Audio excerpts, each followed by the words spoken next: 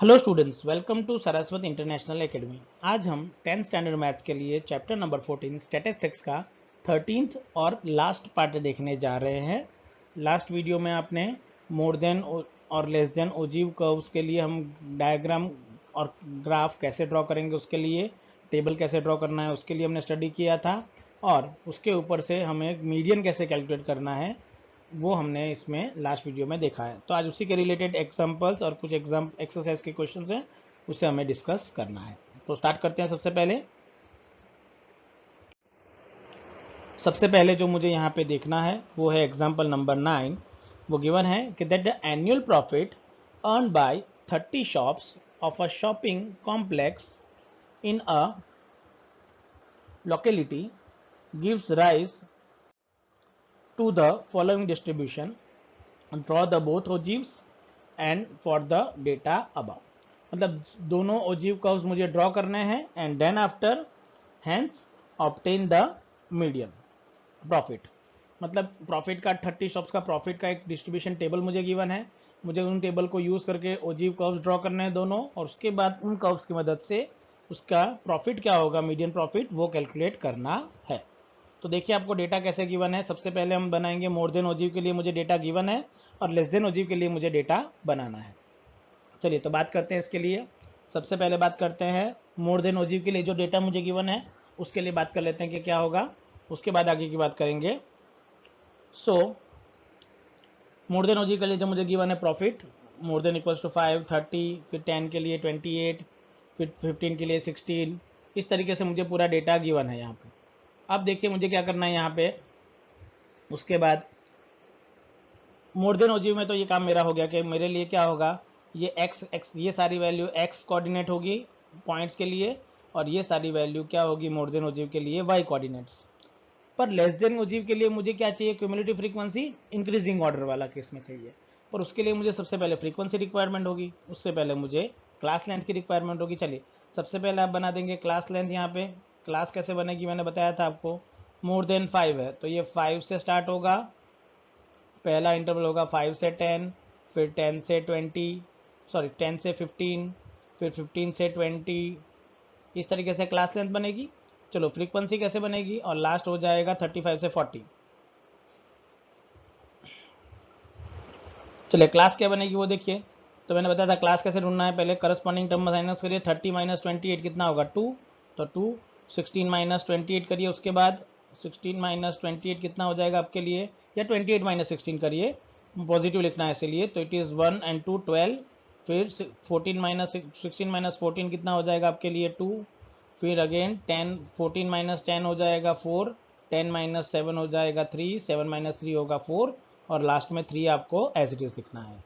और उसके अकॉर्डिंग मुझे क्या बनाना होगा, उसकी क्यूमुलेटिव फ्रीक्वेंसी जो हो जाएगी 2, फिर 14, देन 16, देन 20, देन 23, उसके बाद 27, और लास्ट में यहाँ पे मिल जाएगा आपको 30।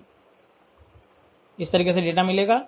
तो अब हायर लिमिट जो होगी 10, 15, 20 वो होगी आपकी एक्स एक्सिस पे, और जो क्यूमुलेटिव फ्रीक्वेंसी मिलेगी करस्पॉन्डिंग वो उसके लिए क्या होगी, वाई एक्सिस। तो उसके लिए मैं टेबल बना दे रहा हूँ कि लेस देन ओजीव के लिए मुझे कौन सा टेबल की रिक्वायरमेंट है। मैंने बताया पहले तो क्लास इंटरवल, फिर उसके बाद मुझे फ्रीक्वेंसी, और उसके बाद मुझे क्या रिक्वायरमेंट है, क्यूमुलेटिव फ्रीक्वेंसी, जो हम ऑलरेडी बना रखा है यहाँ पे। तो इस तरीके से आपको मिल जाएगा। फिर मैंने बताया कि हायर लिमिट्स एक्स एक्सिस होंगी, और जो क्यूमुलेटिव फ्रीक्वेंसी है वो आपके क्या होगी, वाई कोऑर्डिनेट्स। चलिए तो अब इसके लिए मुझे जो टेबल ग्राफ ड्रॉ करना है ओजीव कर्व्स, वो कैसे बनाएंगे वो देखते हैं इसके लिए। अब ओजीव कर्व हम जब ड्रॉ करना शुरू करेंगे, सबसे पहले मुझे चाहिए मेरा graph paper, then afterwards I need X axis, then I need Y axis, centre point intersection point O, X और वाई हो गया। चलिए मुझे पॉइंट्स की रिक्वायरमेंट है, पर उससे पहले मुझे क्या चाहिए, मेरे स्केल्स क्या होंगे इसके लिए, क्यूमुलेटिव फ्रीक्वेंसी पहले तो रिक्वायरमेंट है मुझे वाई एक्सिस पे, और एक्स एक्सिस पे मुझे चाहिए लिमिट्स। देन आफ्टरवर्ड्स कि मुझे पॉइंट्स की रिक्वायरमेंट है, तो मैंने एक्स एक्सिस पे पॉइंट्स बना दिए इस तरीके से, सिमिलरली पॉइंट मैंने बना दिए है वाई एक्सिस पे। चलिए एक्स एक्सिस पे जो डेटा है उसे मैं लेता हूँ 5, 10, 15, 20, 25, 30, 35, 40। वाई एक्सिस पे मैं 5, 10, 15, 20, 25 एंड 30 तक लूँगा। तो मैंने जो स्केल यूज़ किया है यहाँ पे, for X axis it is 1 centimetre equals to 5 units, and for Y axis again it is 1 centimetre equals to 5 units. ठीक है, चलो अब मुझे पॉइंट की रिक्वायरमेंट है, तो फॉर सबसे पहले to get the less than type ogive मुझे we plot the points. Point कौन से होंगे मैंने बताया था आपके लिए कि 10,2 देन 15,12 देन 14 देन 20,16 देन उसके बाद मुझे मिलेगा 25,20 30,23 इस तरीके से मिलेगा। सिमिलरली 35,27 40,30 ये मिल जाएगा। Now get the more than type ogive, मुझे उसमें टेबल क्या चाहिएगा, तो मैंने बताया था 5,30 पहला पॉइंट होगा, क्या होगा 5 और 30, फिर नेक्स्ट होगा 10 और 28, उसके बाद 15 और 16, then 20 and 14, then afterwards 25 10, then afterwards 30 and 7 and last one is 35 and 3। चलिए दोनों प्लॉट करते हैं। तो सबसे पहले मैं लेस देन का बना देता हूँ, तो देखिए 10 के लिए 2, देन 15 के लिए 14, 20 के लिए 16, 25 के लिए 20, 30 के लिए 23, 35 के लिए 27 और लास्ट में मुझे मिल गया 40 के लिए 30। चलिए इसी तरीके से मोर देन का बना लेते हैं, तो 5 के लिए 30, 10 के लिए 28, देन 15 के लिए 16, 20 के लिए 14, 25 के लिए 10, देन 30 के लिए 7 एंड 35 के लिए 3। चलो दोनों को एक लाइन से कनेक्ट करेंगे। सो पहले मोर देन ओजीव को मैंने एक लाइन से कनेक्ट कर दिया है, देखिए इस तरीके से। अब वैसा ही कर्व मैं किसे कनेक्ट करूंगा, लेस देन ओजीव को। अब यहाँ पे आप देख सकते हैं कि जब मैंने इन दोनों को कनेक्ट कर दिया है तो यहाँ सेंटर पे मुझे एक पॉइंट ऑफ इंटरसेक्शन मिल रहा है, यहाँ पे देखिए। अब यहाँ पे मुझे क्या करना होगा, उसे प्लॉट करना होगा एक्स एक्सिस पे परपेंडिकुलर डिस्टेंस के अकॉर्डिंग। तो मैं से एक्स एक्सिस पे जब ड्रॉ करेंगे इस तरीके से, तो मुझे 15 और 20 के मिड में एक वैल्यू मिलेगी। अब 50 और मिड के वैल्यू क्या होगी मेरे लिए मुझे पता है कि इट इज़ 17.5 होगी, जब 15 और 20 के मिड में एग्जैक्टली कोई वैल्यू मिले। So hence you can say here कि therefore hence the median profit is rupees 17.5 lakhs। वो लैक्स में है income, so it is rupees 17.5 lakhs होगा। समझ में आ जाएगा कैसे होगा। तो इस तरीके से दोनों ओजाइव कर्व आप ड्रॉ कर सकते हैं और उसके बाद उसके ऊपर उनके पॉइंट ऑफ इंटरसेक्शन को आप लिख सकते हैं इस तरीके से। तो समझ में आ गया कैसे करेंगे इसके लिए। तो एक्स एक्सिस पे जिस पॉइंट पे वो कट करेगा that will become your median. जब दोनों ओजाइव कर्व का पॉइंट ऑफ इंटरसेक्शन का एक्स एक्सिस पे जिस पॉइंट पे कट करेगा परपेंडिकुलरली, और ये परपेंडिकुलर ही होना चाहिए, याद रखना, ये टेढ़ा मेढ़ा मत बनाना, ये 90 डिग्री पे ही होना चाहिए, तभी ये एग्जैक्ट वैल्यू देगा। तो आई होप आपको आइडिया आ जाएगा कि इसका हम कर्व कैसे ड्रॉ कर सकते हैं। चलिए आगे बढ़ते हैं अब लास्ट एक्सरसाइज की ओर। अब मुझे जो एक्सरसाइज गिवन है वो है एक्सरसाइज 14.4। हम जो कर रहे हैं वो एक्सरसाइज है 14.4। चलिए फर्स्ट क्वेश्चन है, the following distribution gives the daily income of 50 workers of a factory.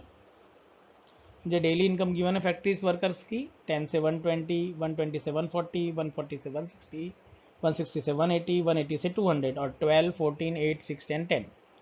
Now what we have to do, convert this distribution into above or less than type cumulative frequency distribution and hence draw its ogive, जिसका ogive curve और इसको less than type में convert करना है। चलो less than type में convert करने के लिए मुझे क्लास इंटरवल बनेगा इस तरीके से, 100 से 120 है, 120 से एफ है। अब देखिए आप लेस देन लिखना है तो यहाँ पे लेस देन 120 आप लिखेंगे कैसे, less than 120, less than 140, less than 160, less than 180 और लेस देन 200। वो वर्ड्स में आप अपने हिसाब से लिख सकते हैं।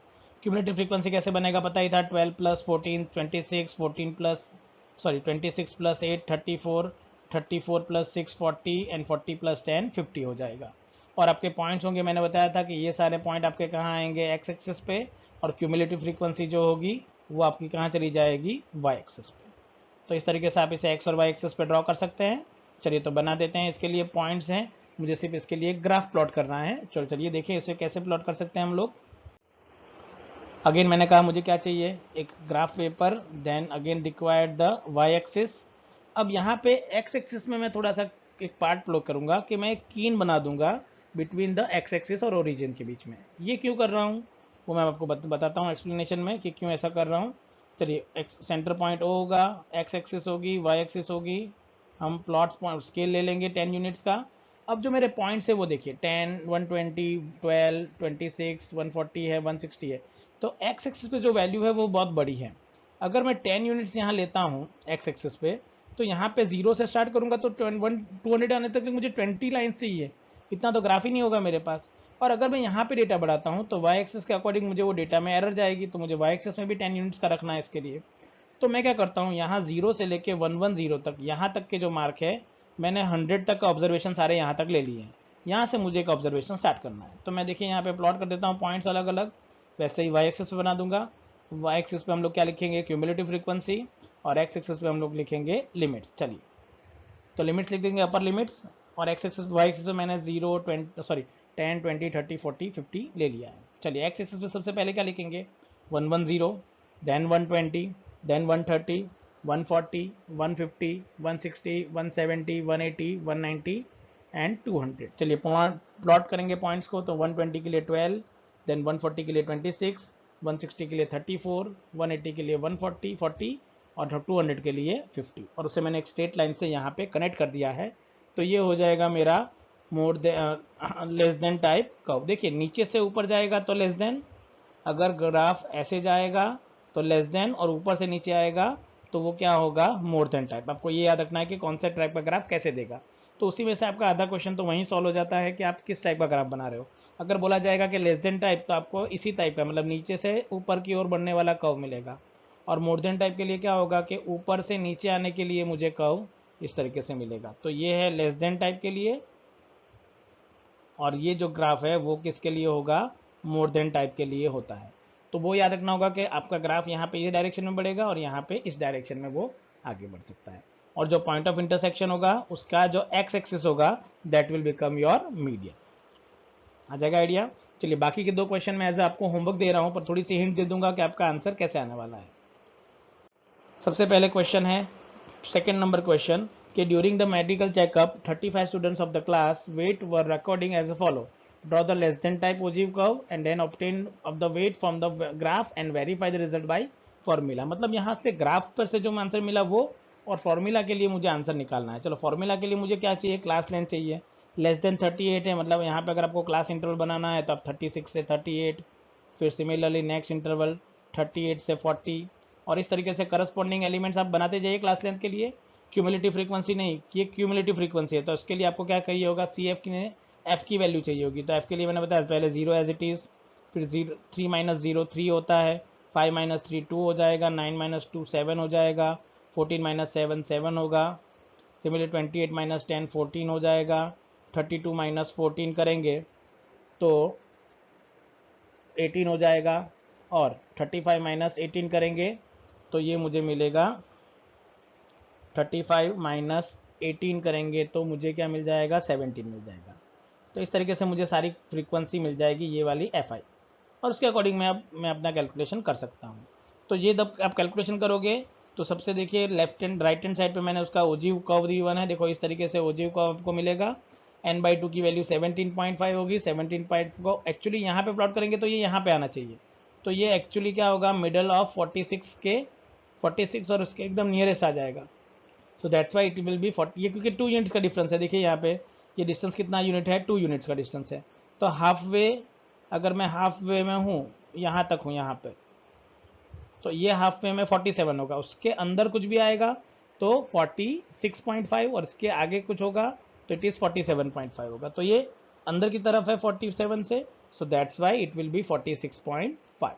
तो ये होगा आपका रिक्वायर मीडियन इस डेटा के लिए। अब फॉर्मूला मेथड से आपको इसका आंसर वेरीफाई करना है कि इसका आंसर 46.5 आ रहा है कि नहीं आ रहा, तो उसे आप वेरीफाई कर सकते हैं।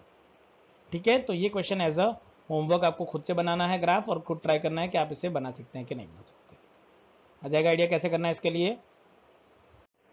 नेक्स्ट क्वेश्चन जो हम देख रहे हैं वो है थर्ड क्वेश्चन, ये भी एज अ होमवर्क ही आपको करना है। होमवर्क में आपको करना क्या है, सबसे पहले कि change this distribution on the more than type and then draw its ogive curve. तो ये क्वेश्चन भी मैं एज आपको होमवर्क दे रहा हूँ, आप खुद से ट्राई करिए कि ये क्वेश्चन को आप सॉल्व कर पाएंगे कि नहीं कर पाएंगे। तो इसी के साथ हमारा ये चैप्टर कंप्लीट होता है। नेक्स्ट वीडियो में हम नए चैप्टर के साथ फिर से शुरू करेंगे। So thank you very much for watching this video.